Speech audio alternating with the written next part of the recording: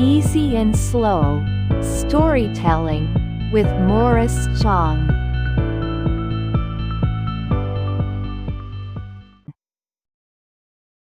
For decades, the semiconductor industry followed a familiar pattern: design, manufacturing, integration.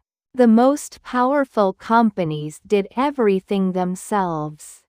They controlled the entire stack. And they believed that control was strength. Morris Chang disagreed. Quietly, patiently, and with consequences that reshaped the global economy. Morris Chang is not a household name.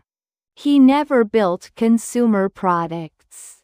He never sought public attention. He did not create a brand people recognize on a shelf. Yet without him, modern technology would not exist as we know it. Smartphones, cloud computing, artificial intelligence, all of them trace back to one decision he made late in life. Most people assume Taiwan's semiconductor manufacturing company was inevitable. That someone would have built it anyway. That the foundry model was obvious. It was not. For decades, it was considered foolish, even dangerous. And Morris Chang was told this directly. Chang was born in China in 1931. His early life was defined by instability, war, displacement, uncertainty. He moved repeatedly as a child, learning early that nothing is permanent, that systems collapse, that adaptability matters more than comfort. These experiences shaped his worldview long before semiconductors entered it. He studied engineering in the United States, at MIT, then Stanford, at a time when semiconductors were still experimental, still fragile, still poorly understood. Chang entered the industry not as a dreamer, but as a disciplined engineer, focused on process, yield, manufacturing reality. He joined Texas Instruments and stayed there for decades, rising through the ranks, running massive operations, learning how chips were actually made, not in theory, but in factories, under pressure, with margins at stake. He understood the economics deeply. At Texas Instruments, Chang saw something others ignored. Designers wanted freedom. Manufacturers wanted scale. But combining both created conflict. Internal politics, compromises, missed opportunities. The integrated model looked efficient, but it slowed innovation. Still, no one questioned it, because it had always been done that way. Companies believed owning everything was power. Giving up manufacturing meant giving up control. Chang quietly disagreed, but the industry was not ready to listen. Eventually, Chang left Texas Instruments. Not because he failed, but because he had reached a ceiling. He had ideas that did not fit existing structures. And then something unexpected happened. Taiwan came calling. In the 1980s, Taiwan wanted to build a semiconductor industry. Not as a copy of American giants, but as something different. They needed someone credible, experienced, respected. Morris Chang was already in his 50s.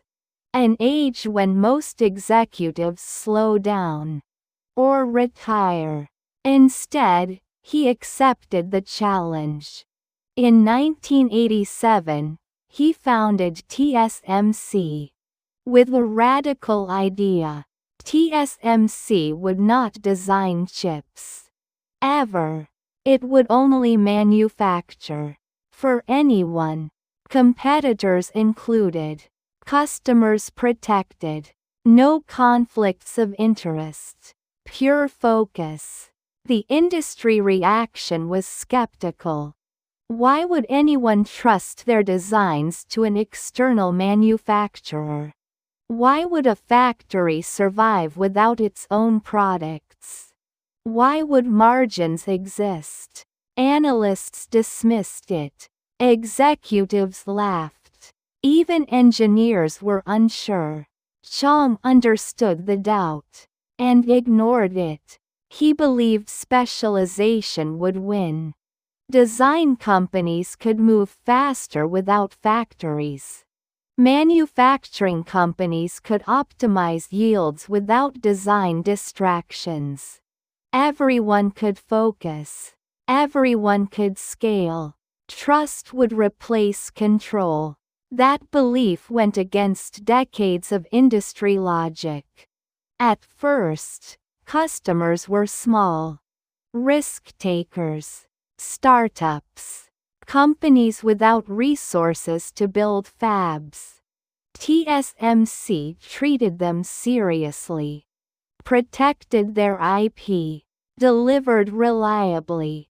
That trust spread slowly, then faster. Word traveled quietly through engineering circles. As chip complexity increased, costs exploded. Building fabs became insanely expensive. Only a few companies could afford it.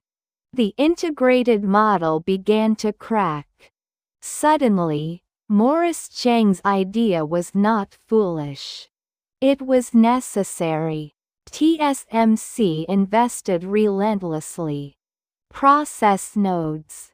Yield improvement. Manufacturing discipline. No shortcuts. No distractions. Every dollar went back into fabrication excellence. While others split focus, TSMC narrowed it further. Then came a critical shift. Apple, Qualcomm, Nvidia, AMD, the most advanced chip designers in the world. They needed a partner, not a competitor, not a distraction, someone they could trust completely. TSMC was ready. This is where Morris Chang's restraint mattered. TSMC never tried to move up the stack. Never tried to design its own chips. Never tried to capture more value at the expense of customers. That self-denial built unmatched credibility in an industry driven by paranoia. As a result, TSMC became irreplaceable. Not because of monopoly, but because of capability, process leadership, scale, reliability, manufacturing excellence at a level no one else could match. The most advanced chips on Earth came from one place. This concentration created a new reality. Global dependence, geopolitical risk, supply chain fragility. The world began to realize something uncomfortable. Modern civilization runs on semiconductors. And semiconductors run through TSMC. Morris Chang understood this risk long before politicians did. He warned that rebuilding this capability elsewhere would take decades. Not years. Decades. Because manufacturing is not just equipment. It is culture, discipline, accumulated knowledge, invisible know-how. Chang eventually stepped down, but not before ensuring succession, stability, continuity. TSMC did not depend on him personally. It depended on principles he embedded deeply: focus, trust, manufacturing excellence above all else.